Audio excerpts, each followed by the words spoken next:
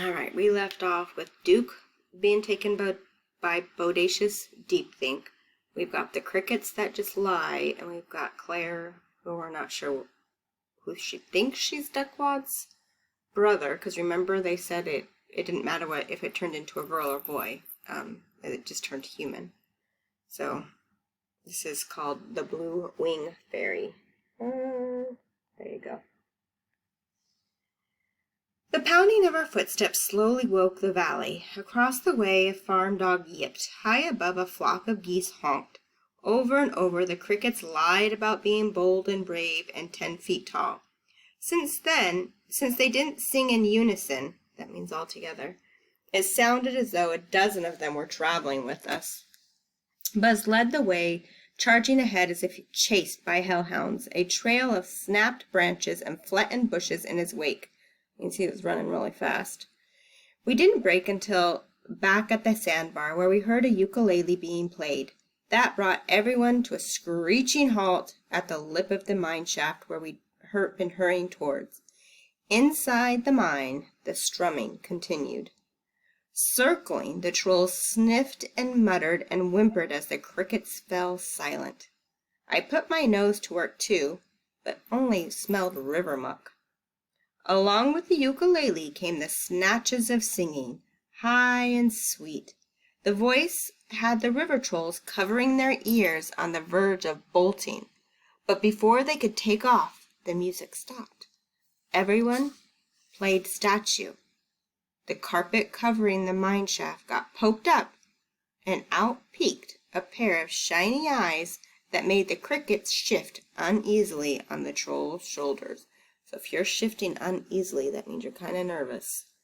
I wonder what or who it is. About time, a peevish voice said from the mine. Never had a reprimand been more welcome, at least by me. Uh-oh, Claire likes this one. Wonder who it is. The voice belonged to the old lady. You? Biz squeaked. And look what I found, she quipped, holding up the blue ukulele. Her moment of triumph didn't last long as she noticed someone was missing from our group and crossly said, "Where's the one with the horn?"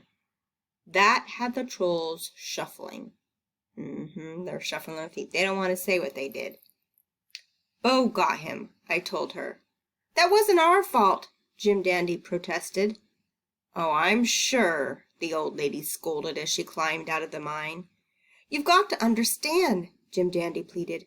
We had our 3 stars until these humans let one go. What choice did they leave us? The old lady sized up Jim Dandy as if he were a blister. So does that mean she thought very good of him? He fiddled with his neck scarf, squirming accordingly. I'm glad you brought up choices, the old lady said at last, because you've got 2 things that need doing, and I'm going to let you choose which one you do first. Ears working? Yes, ma'am, the trolls mumbled. Pointing the ukulele at them, the old lady ditched all her sweetness, replacing it with fire and ice. Choice 1. You visit some people you recently turned to stone and change them back. We were headed that way, Jim Dandy sang out. The old lady cut him off. Save it. Choice 2. You pay Bo another visit and rescue the kid with the horn. What about our fathers? Biz squeaked, whined. They'll keep. That means they'll still be there. Tackle Bo? The crickets counseled. Hearing that advice settled it. They quickly agreed on ignoring the crickets' lies, for nobody was eager to parade back up the valley we just trampled down. Lining up behind the old lady, the trolls shuffled toward the river like prisoners in chains. The old lady and I were the only ones stepping lively. That means, like, excited. Everybody was dragging their feet. At the water's edge, Jim Dandy bypassed the old lady's rowboat, heading for his dugout canoe. But the old lady put a stop to that by announcing, You're all riding with me, Jim Dandy, eel-tongue, where I can keep an eye on you. And if there's any funny business, I'll turn you all into books. Thick ones with no pictures and tiny print. Fast as they jumped in her boat, they must have been terrified of reading as they were of counting. The old lady lagged behind as if she'd forgotten something. "So where's the stone feather you used?" she asked, crossing her arms. "Duke's house," Biz squeaked. "It better be," she threatened, wading to the back of her boat without bothering to lift her skirt. "Here, put these on." Pulling 3 floppy straw hats from a wooden chest, she held them out to the trolls. "What's that?" Stump shied away from the hat brim facing him. It was covered with roses and bluebells that smelled freshly picked and made his snout twitch as if peppered. Because remember, they don't like pretty things. "Disguises," the old lady answered. "I don't want any fishermen spotting you. Might slow us down." Gulping a deep breath, Stump accepted the hat and tried tugging on it. Jim Dandy and Biz followed suit. They were all trembling so hard they missed their heads by a mile. "Claire," the old lady said, climbing on board and waving for me to follow, "would you mind giving them a hand? I've got to arrange a ride for us in Blue Wing." Digging a scrap of paper out of her apron pocket, the old lady got busy scribbling. Tugging off a wet sneaker, she stuffed her note inside it and flung the shoe into the river. This old lady has a weird way of communicating with people. A muskrat nabbed the shoe at once, diving out of sight. By then I started tugging straw hats onto the trolls. Tying the strings under their scaly chins was the trickiest part. Every time I tried, they pulled away as if something were planning to strangle them.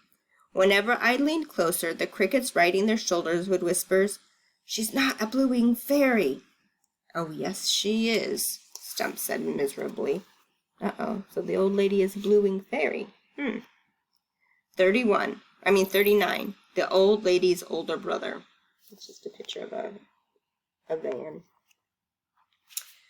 She may not have had lacy wings or been small enough to hide under a teacup, but the old lady handled the boat easily as a fairy steering a leaf.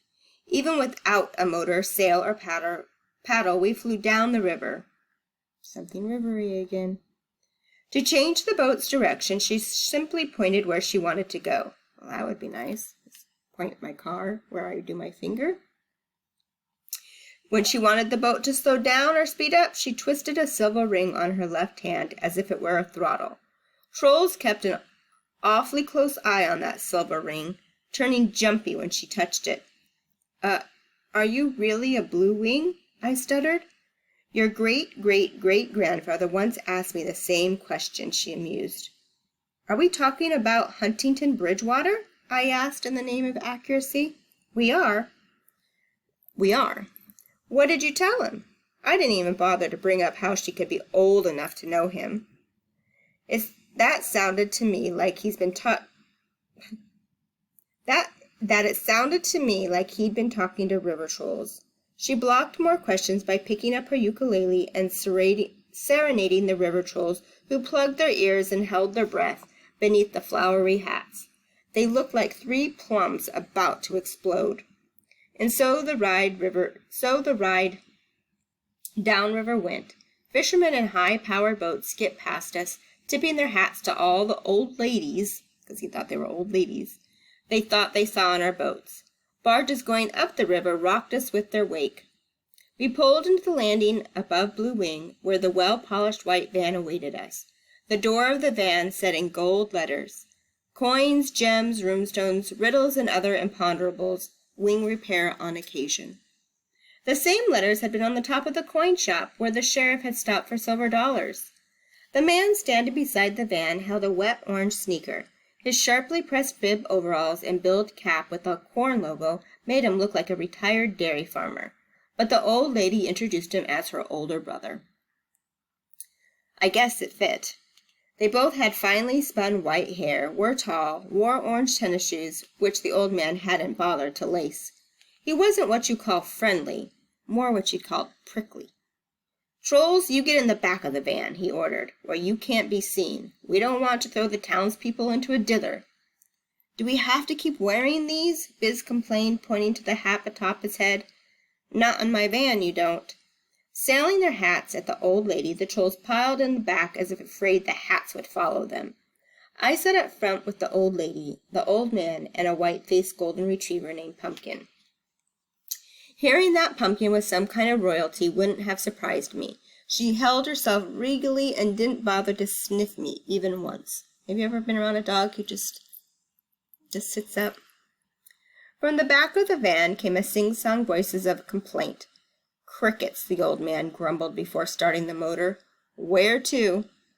You'll have to ask my associate, the old lady told him. Having never been anyone's associates before, it took me a bit to catch on, but when I saw them both looking at me, I figured it out. The No-Leash Dog Obedience College, I directed. The way Pumpkin barked at her approval, I guess she'd been there before and made friends with Uncle Norm. Even the old man lightened up a bit, his mood upgrading from a prickly to just crusty. So what'd you step in this time? He asked his sister. I'm trying to help my associate here bring her grandfather back to life. Stone? He asked. Solid. The trolls in the back claim to have the feather. You don't know yet? Haven't seen it yet. Those are river trolls, the old man pointed out. In case you haven't noticed, you may never see it. That one in the back who's acting too proud to be here, he belongs to the moss bottoms. He does? Suppose he thinks he's a king. That's Biz, remember? The idea's occurred to him, the old lady admitted. Doesn't it always? The old man muttered. Suppose the short one's a fish fly, trying to prove something. I'd say he's already proved it, the old lady said, sticking up for Stump. They've been up to Bose, you know. The smarmy one, an eel tongue? Naturally. It's like her brother's already met these families before. The old man harumphed and nodded towards me. This one here a Bridgewater? How'd you know that? I asked. You've got the look, he said. A second later he confessed. That, and Sheriff Pope's been here 3 times to see if I've heard anything about you. Was my mom or dad with him? I asked. Your dad, he said. Didn't look like he'd been getting much sleep. Okay. We'll see what's happening. We're hoping that everybody gets unstoned, and then we still have to go get Duke.